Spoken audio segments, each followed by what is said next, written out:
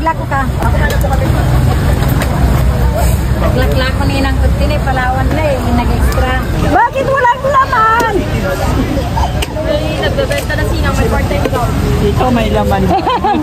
Oh, yung may laman.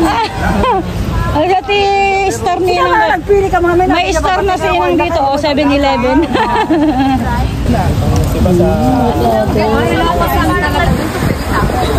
Ate, pagbatin mo ng nyog.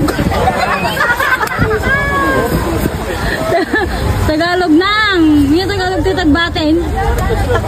Takin. Nang. Yung laman? Manipis na lang. Kani mo na. Oh, bakit walang laman? Parang dede mo na. Walang laman. No, wala.